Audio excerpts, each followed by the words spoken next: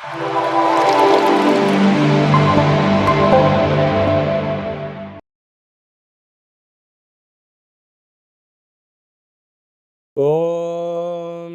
నమః శివాయ. ఓం నమో నారాయణాయ. నరదృష్టి నివారణ కాల భైరవాయ నమో నమః. హరి ఓం.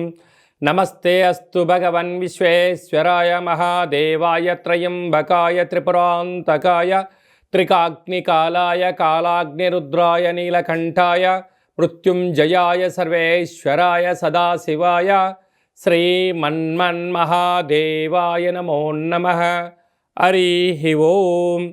మా ఛానల్కి స్వాగతం. చూస్తున్న వీక్షకులకు ప్రేక్షకులకు ప్రియ కాల భైరవ భగవద్బంధులకి స్వాగతం పలుకుతూ మమ్మల్ని ఎంతగానో ఆదరిస్తూ ఉండబడినటువంటి ప్రియ సోదర సోదరి మణులు అందరికీ కూడా అందరికన్నా ముందస్తుగా మహాశివరాత్రి పండగ శుభాకాంక్షలు. 16/2/2025 నుండి 28/2/2025 వరకు పుట్టినటువంటి వారందరికీ కూడా ముందస్తుగా జన్మదిన శుభాకాంక్షలు. గతంలో వివాహం చేసుకున్న వారికి వివాహ వార్షికోత్సవ శుభాకాంక్షలు. ద్వాదశ రాశుల్లో గ్రహ గమనాలు ఒకసారి వీక్షింపచేద్దాం. వృషభ రాశిలో దేవగురు బృహస్పతి సంచార స్థితి, కన్యరాశిలో కేతు సంచార స్థితి, కుంభరాశిలో రవి బుధ శని సంచార స్థితి, మీనరాశిలో రాహు సంచార స్థితితో ద్వాదశ రాశుల్లో గ్రహ గమనాలు ఈ విధంగా ఉన్నాయి. కుంభరాశి వారికి ఎలా ఉండబోతుందో ఈ వీడియోలో సవివరంగా సంపూర్ణంగా తెలుసుకుందాం. కుంభరాశిలో ఏ నక్షత్రాలు వస్తాయనగా ధనిష్ఠా నక్షత్రంలోని 3వ పాదం, 4వ పాదం, శతభిష నక్షత్రంలోని 4 పాదాలు, పూర్వభాద్ర నక్షత్రంలోని 1, 2, 3 పాదములు కలిపితే కుంభరాశి అవడం జరుగుతుంటుంది. చాలామందికి పుట్టినటువంటి కాల సమయంలో డేటా ఆఫ్ బర్త్లో లేనటువంటి కారణం వలన పేరు యొక్క మొదటి అక్షరాన్ని అనుసరిస్తూ ఆ రాశిని తెలుసుకునే ప్రయత్నం చేద్దాం. గు, గే, గో, సా, సి, సు, సే, సో, ద అక్షరాల వారందరూ కూడా కుంభరాశి జాతకులే. కుంభరాశి వారికి ఏళ్లనాటి శని ద్వితీయార్థము కూడా పరిపూర్ణం కాబోతున్నటువంటి సందర్భంలో మహాశివరాత్రి సందర్భంగా రాశిలోనే ఏడాది తర్వాత రవి భగవానుడు రవితో కలిపినట్టు బుధుడు సంచారం చేయడం వలన బుధాదిత్య రాజయోగం, అక్కడే శని సంచార స్థితి ఉండడం వలన కష్టపడి పనిచేయడం కుంభరాశి వారి వంతు. ఫలితాలంతనూ కూడా 10 మంది అనుభవించడం అనుకుంటూ ఉంటారు. అంటే సర్వే జనా సుఖినో భవంతు లోకా సమస్త సుఖినో భవంతు అని చెప్పి బ్రాహ్మణుడు ఎలా చెప్తాడో కుంభరాశి వారు కూడా అందరూ బాగుండాలి, అందులో నేను ఉన్నా లేకపోయినా నాకు అభ్యంతరం లేదని అనుకుంటూ ఉంటారు. అలాగా ఈ వీడియో మీరు చూస్తున్నారు అన్నట్లయితే మహాదేవుడికి మహాశివరాత్రి సందర్భంగా అభిషేకం చేసే సమయం ఆసనమైందని చెప్పి గుర్తుపెట్టుకోగలగాలి. మహాదేవుడికి నవధాన్యాలను పాలతో పంచామృతములతో అభిషేకం చేయడం వలన సంపూర్ణ గ్రహదోషం తొలగి గ్రహయోగం మీ సొంతం కాబోతుందని చెప్పి గుర్తుపెట్టుకోవాలి. మహాదేవుడు సిద్ధంగా ఉన్నాడు, స్మరిద్దాం, ధ్యానిద్దాం, అభిషేకం చేద్దాం, ఐశ్వర్యానికి ఆనందానికి స్వాగతం పలుకుతాం. అలాగే 2వ స్థానంలో శుక్రరాహుల సంచార స్థితి ఉండడం వలన దయచేసి అప్పులు ఇవ్వద్దు, అప్పులు తెచ్చుకోవద్దు. బ్యాంకు లావాదేవీలు, షేర్లు, ఓటీపీలు కొద్దిపాటి ఇబ్బందికరమైనటువంటి పరిస్థితి కనపడబోతుందని చెప్పి గుర్తుపెట్టుకోగలగాలి. అర్ధాష్టమ గురు సంచార స్థితి ఉండడం వల్ల విదేశాలకు వెళ్ళాలి అనే కోరిక మంచిదే, కానీ అనుకూలంగా లేదు. ధనపరమైనటువంటి ఇబ్బందులు, పెట్టుబడులు, వ్యాపారాలు, క్రయ విక్రయాలు స్వల్పంగా మందగమనం ఉండేటువంటి పరిస్థితి ఉంటుంది. సంతాన స్థానంలో కుజ సంచార స్థితి ఉండడం వలన నూతనంగా వివాహమైన వారికి పుత్రిక సంతాన యోగం, పిల్లల యొక్క చదువులు, అభివృద్ధి, అన్నింటా ఆనందకరమైన జీవితం పొందడానికి ఏర్పాటు చేసుకోవడం వల్ల ఆధ్యాత్మిక చింతన వలన మంచి రాజయోగం కుంభరాశి వారి సొంతం కాబోతుంది. అదే కాకుండా అష్టమంలో కేతు ఉండడం వలన చిన్న చిన్న విషయాలకు ఆందోళన తగదు. కారణం ఏమిటనగా ఒకవైపు ఏలనాటి శని మధ్యమ సంచార స్థితితో ఉన్నప్పుడు చిన్న చిన్న వాటికి ఆందోళన చెంది బంగారు భవిష్యత్తు రోజులు ముందుగా ఉండబోతున్నాయి. కనుక పుస్తక పఠనం, సూర్య నమస్కారం, ఆసనం, ఆధ్యాత్మికత, సత్ప్రవర్తన, షట్చక్రాలు, కుండలిని, యోగా, ఆసన, సాధనా కార్యక్రమాలు చేయడం వలన అద్భుతమైనటువంటి విజయం కుంభరాశి వారి సొంతం కాబోతుంది. అలాగా నీటి వ్యాపారస్తులు, సాఫ్ట్వేర్ ఉద్యోగస్తులు, హోటల్ వ్యాపారస్తులు, హార్డ్వేర్ ఉద్యోగస్తులు, సినిమా రంగంలో ఉండబడిన వారు, యూట్యూబ్, వాట్సాప్, ఫేస్బుక్, క్రియేటివిటీ రంగాలుగా ఉండబడిన వారికి అనంతమైనటువంటి శక్తి కుంభరాశి వారి సొంతం కాబోతుందని చెప్పి గుర్తుపెట్టుకోగలగాలి. ఫిబ్రవరి మాసంలో, మాఘమాసంలో, ద్వితీయార్థంలో ముఖ్యమైనటువంటి పండుగల గురించి క్లుప్తంగా, సవివరంగా, సంపూర్ణంగా తెలుసుకుందాం. 21వ తారీఖున మాఘమాస బహుళ అష్టమి, విశేషమైనటువంటి అష్టమి శుక్రవార సందర్భంగా, కాళాష్టమి సందర్భంగా కాళభైరవ స్వామికి స్మరణ, ధ్యానము, పుష్పాండ దీపము యోగదాయకం అని చెప్పి కూడా గమనించాలి.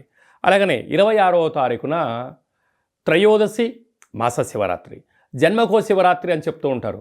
11 మాసాలలో 11 మాస శివరాత్రులు, ఒక్క మహాశివరాత్రి పండుగ సందర్భంగా మనమందరం కూడా మహాదేవుడికి యథాశక్తిగా, భగవంతుడికి ఫలం, పత్రం, పుష్పం, తోయం అన్నట్టుగా యథాశక్తిగా భగవంతుడికి ఒక కృతజ్ఞతాభావంగా జలంతో అభిషేకం చేస్తే ఆయుష్, పంచామృతాలతో అభిషేకం చేస్తే ధన సంపద, అలాగే మనకు కింద 16 పండ్లు, పైన 16 పండ్లు ఎలా ఉంటాయో 16 రకములైనటువంటి ద్రవ్యాలతో అభిషేకం చేయడం వలన అపార కుబేర సంపన్నులు అవుతామని చెప్పి గమనించగలగాలి.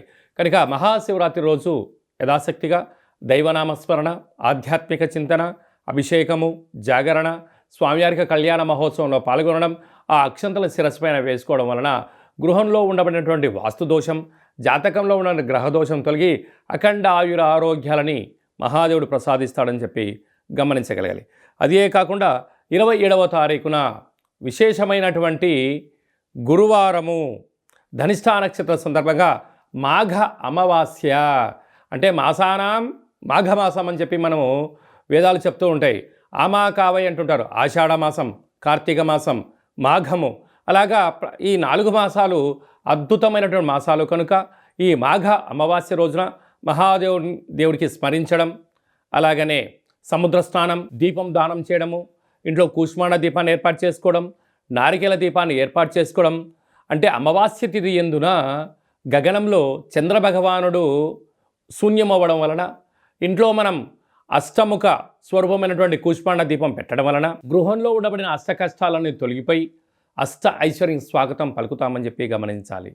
ఇలాగ కుదరలేనటువంటి వారందరూ ఈ కింది నెంబర్ సంప్రదించినట్లయితే, మీ గోత్రనామాలు పంపించినట్లయితే మాఘాష్టమి అమావాస్య తిథి యందున కాళభైరవ స్వామి యొక్క దేవాలయంలో మీ పేరుపైన గోత్రనామాలతో అర్చన చేయడం, అభిషేకం చేయడం, కుష్మాండ దీపాన్ని ఏర్పాటు చేయడం, కాళభైరవ సౌభాగ్యం ముడుపును ఏర్పాటు చేస్తూ స్వామివారి యొక్క ఆశీస్సుల కోసం వీడియో కాల్ ద్వారా చూపించి ప్రసాదాన్ని ఇంటికి పంపించడం జరుగుతుందని చెప్పి గమనించాలి.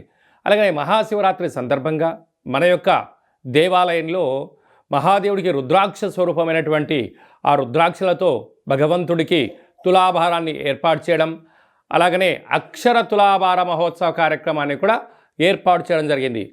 అంటే భగవంతుడికి ఫలం, పత్రం, పుష్పం, తోయం ఎలా చెప్పుకుంటామో యథాశక్తిగా ఒక 27 సార్లు ఓం నమ శివాయ అనేటువంటి నామాన్ని రాసిన పత్రాలతో మహాదేవుడికి అక్షర తులాభార మహోత్సవ కార్యక్రమాన్ని ఏర్పాటు చేయడం జరిగింది. అలాగనే సహస్ర శివలింగాలకు అభిషేకము, అలాగనే భక్తులకు ఐశ్వర్యం కోసం, ఆనందం కోసం రుద్రాక్షలతో తులాభారం, అలాగనే తిరుమల వెంకటేశ్వర స్వామి యొక్క క్షేత్రంలో రూపాయి బిళ్ళలతో తులాభారం చేసి యోగాన్ని ఎలా కలిగిస్తారో మన శివభక్తులకందరికీ కూడా రూపాయి నాణ్యాలతో తులాభారం చేయించి భగవంతుడి యొక్క ఆశీస్సుల కోసం ఏర్పాటు చేయడం జరిగింది. కనుక మనమందరం కూడా ఆ అక్షర తులాభారంలో పాల్గొందాం. మనకు మనం వ్యక్తిగతమైనటువంటి తులాభారంలో, అక్షర తులాభారంలో, అలాగనే రుద్రాక్షల తులాభారంలో, కనకపు తులాభారం కార్యక్రమాన్ని ఆచరించుకుందాం. రాలేనటువంటి భక్తులందరూ కూడా వీడియో కాల్లో మీరు అందుబాటులో ఉండగలిగినట్లయితే, ఈ గోత్రనామాలు వాట్సాప్లో పంపించగలిగినట్లయితే మీకు వీడియో కాల్లో చేయించి ఆ కనకపు తులాభారాన్ని, అక్షరపు తులాభారాన్ని, రుద్రాక్షల తులాభార మహోత్సవ కార్యక్రమాన్ని ప్రత్యక్షంగా వీక్షించవచ్చు అని చెప్పి కూడా గమనించాలి. కనుక మహాదేవుడి యొక్క ఆశీస్సుల కోసం అందరము మనస్ఫూర్తిగా ఓం నమ శివాయ నామాన్ని స్మరణ చేద్దాం, ఆవాసం ఉందాం, ఆరోగ్యాన్ని కాపాడుకుందాం, గ్రహదోషాలు తొలగించుకుందాం అని చెప్పి విన్నపం. కనుక ఆసక్తి గలవారు మీ గోత్రనామాలు ఈ కింది వాట్సాప్ నెంబర్లో పంపించగలిగినట్లయితే అభిషేకము, హోమము, కాళభైరవ హోమ కార్యక్రమం చేయించి, తులాభార కార్యక్రమం చేయించి కూడా ప్రసాదాన్ని కొరియర్ ద్వారా తమరికి అందజేయడం జరుగుతుందని చెప్పి గమనించాలి. ఇంకనూ మనం మాఘమాసంలో విజయం సాధించగలగాలి అన్నట్లయితే ఈ యొక్క పాత్ర కంచు పాత్ర అంటారు. అంటే ఈ యొక్క పాత్రలో 12 రాసులు అచ్చు వేయడం జరుగుతుంటుంది. ఈ పాత్రను మనం ఇంట్లో ఉంచుకొని ప్రతిరోజు ఉదయము సాయంత్రం పూట పూజ చేసుకున్న తదనంతరము ఇలా ఒక్కసారి శబ్దం చేస్తే ఓంకార శబ్దం రావడం జరుగుతుంటుంది.